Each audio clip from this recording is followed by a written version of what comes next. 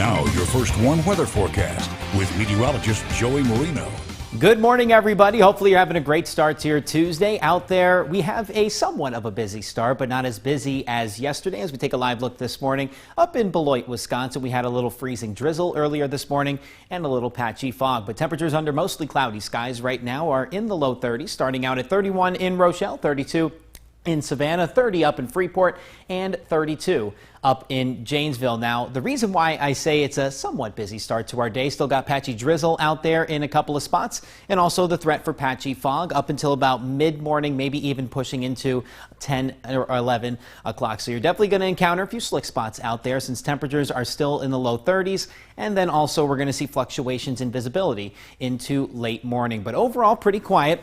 We do have mostly cloudy skies out there, not starting off with that threat for snow like we did on Monday morning. That system that brought us all of that snow is now pushing further off to the northeast, but the actual low pressure system itself still over the Midwest. Now that is bringing snow to portions of Nebraska, also Minnesota and the Dakotas. But since we're relatively close to this area of high pressure, it is going to be bringing us a dry day and overall could see a few breaks in the clouds as we head into the afternoon. So let's take a look at that using FUTURECAST. Mostly cloudy skies this morning will give way to a few breaks in the clouds by the afternoon, and also could see a few peaks of sunshine into the late afternoon hours. Temperature-wise, we'll be in the low 40s this afternoon. If you remember, yesterday we were stuck in the 30s throughout the entire day. So low 40s this afternoon, but with that light northwest wind, it is going to feel slightly chilly out there this afternoon with wind chills in the mid to upper 30s. Now, we do stay mostly cloudy overnight tonight. Moisture is going to be increasing during the first half of our St. Patrick's Day,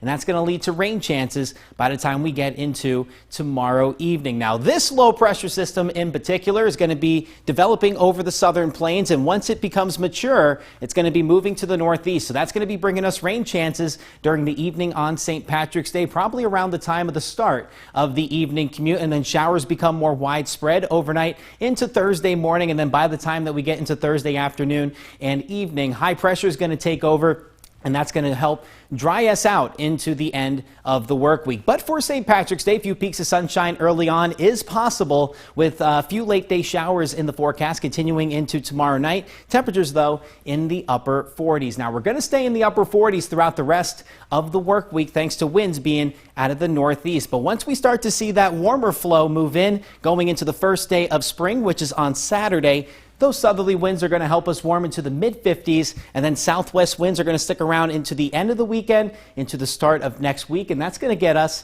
into the low 60s. But we're going to be stuck in the 40s throughout the rest of the work week, and also got that chance for rain late St. Patrick's Day into Thursday, but then that should dry out, allowing for some sunshine as we get into Friday, Saturday, and into Sunday.